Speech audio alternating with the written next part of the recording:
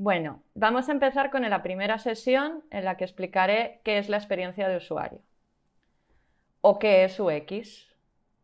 Esta es la cara que suele poner la gente cuando les digo que me dedico al diseño UX, o la cara que puso mi madre cuando le dije que quería estudiar UX.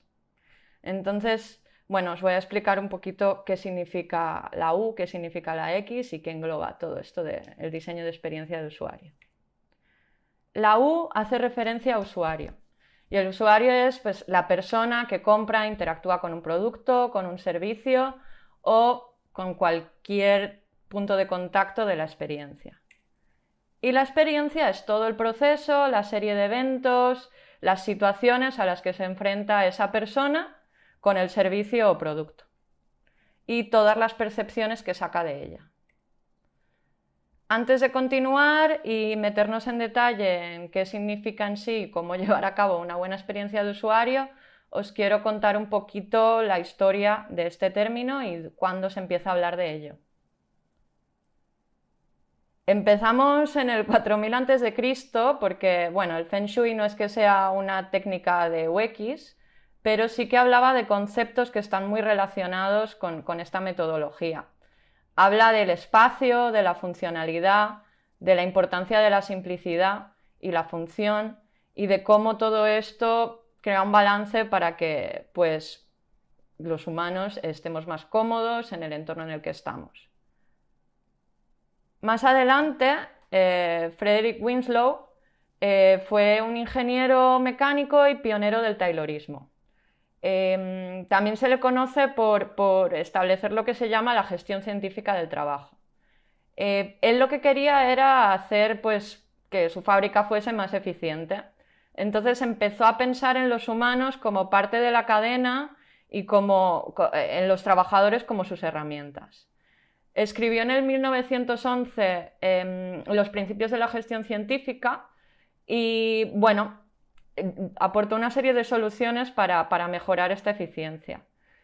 Esto pues sí que hizo que sus números aumentasen y que su fábrica fuese más eficiente, pero también se le criticó mucho por cómo reducía a las personas a simples engranajes.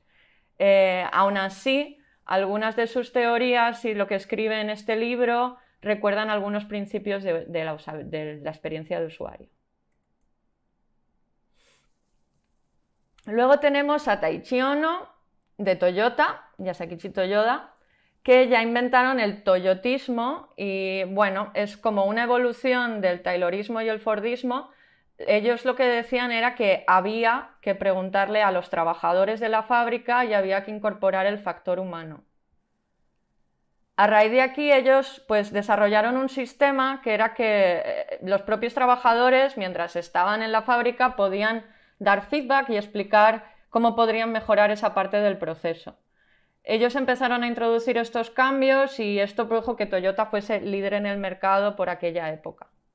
Pues nos vamos ya a finales de los años 50, en los que la gente ya conocía y ya sabía el éxito que había tenido Toyota al incluir a las personas en su proceso de diseño. Henry Dreyfus es un ingeniero que se conoce por haber mejorado la usabilidad de objetos supercotidianos como puede ser una aspiradora o el teléfono. Y en el 55 escribe Designing for People, que bueno, es un manifiesto que prácticamente explica lo que es el diseño de experiencia de usuario en pocas palabras. Este es un ejemplo de uno de los productos que él diseñó o mejoró más bien. Supongo que todos conocéis este teléfono, es el modelo 302. Bueno, una vez lo habían lanzado, él siguió investigando y se dio cuenta que pues, la gente en las oficinas, por ejemplo, o cuando habla por teléfono, nos movemos. Hablamos, nos movemos, vamos de un sitio a otro, o nos ponemos el teléfono aquí en el hombro. Entonces él se dio cuenta que había que hacer una serie de iteraciones para mejorar este producto en su contexto de uso. Unos 10 años después lanzaron el siguiente modelo en el que, bueno, ya crearon el modelo 500, fue un modelo de plástico, primero en negro, pero luego pensó que se podía adaptar a cualquier interior, entonces lanzaron una gama de colores. La pieza de mano era más ligera, era más plana, se sostenía mejor entre el hombro y la cabeza y además introdujeron el cable flexible en espiral que todos conocemos, para que la gente pudiese caminar por la oficina y además se pudiese intercambiar por cables de más longitud. Bueno, Henry lo que decía es que cuando el punto de contacto entre el producto y las personas se convierte en un punto de fricción, en un obstáculo, entonces es que los diseñadores hemos fallado.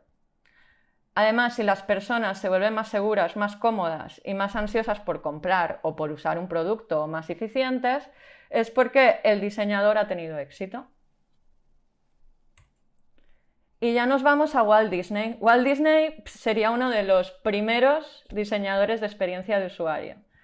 Walt Disney está obsesionado con que la experiencia era lo más importante y que tenía que crear experiencias mágicas y casi perfectas. Además, introdujo el factor de la tecnología. Él decía que la tecnología se podía utilizar para mejorar la vida de las personas, y eso es algo que nosotros los diseñadores UX es algo que compartimos hoy en día. Luego ya llegamos a la década de los 70, que se inicia la era de los ordenadores personales, y los psicólogos y los ingenieros empiezan a trabajar juntos para mejorar la experiencia de usuario de la tecnología con las personas. La mayoría de los desarrollos más influyentes fueron en el parque de Xerox, donde se creó la interfaz gráfica y el ratón, el mouse. Además, luego en el 84 se lanza el primer Macintosh, el primer PC de Apple para el mercado masivo, que incluye una interfaz gráfica, incluye una pantalla e incluye un mouse. Desde entonces, Apple ha sido uno de los verdaderos innovadores en la experiencia de usuario. Recordemos el iPod en el 2001 o el iPhone en el 2007. Y ya por fin llegamos a Donald Norman, que es nuestro papá, el padre del UX. Donald Norman es un ingeniero electrónico, es un científico, es psicólogo, sabe muchísimo de cognición y de interacción humano-ordenador. Y en 1988 publica The Psychology of Everyday Things, conocido también como La psicología de los objetos cotidianos, que es un libro que os recomiendo, es muy interesante y es como un básico en el diseño de experiencia de usuario. Va repasando distintos objetos de la vida diaria y cotidianos y va haciendo un análisis sobre por qué cree que están bien diseñados o no. En 1993 se une al equipo de Apple y es él el que dice que su puesto de trabajo es ser arquitecto de información y que él va a ser el encargado de la experiencia de usuario. Por lo tanto, es la primera persona que tiene un puesto de UX como tal y es él el que pide que le pongan ese nombre oficialmente. Donald dice que, él inventó el término porque pensó que la interfaz humana y la usabilidad eran muy limitadas. Quería cubrir todos los aspectos de la experiencia de la persona con un sistema, incluido el diseño, los gráficos, la interfaz, la interacción física y la manual. Y luego tenemos al otro papá del UX, tenemos a dos papás. Jakob Nielsen, el bueno de Jakob, lo vamos a ver más adelante en las siguientes sesiones. Es un doctorado en diseño de interfaz y ciencias de la computación. Ha trabajado en Bellcore, IBM, en Sun Microsystems, etc. Y en el 93 publica Usability Engineering, una definición de métodos de user research y mejores prácticas. Y en el 1994 publica los 10 principios heurísticos de usabilidad, que vienen a ser como los 10 mandamientos del UX y que veremos más adelante, y que son la base para evaluar la experiencia de usuario de cualquier producto digital.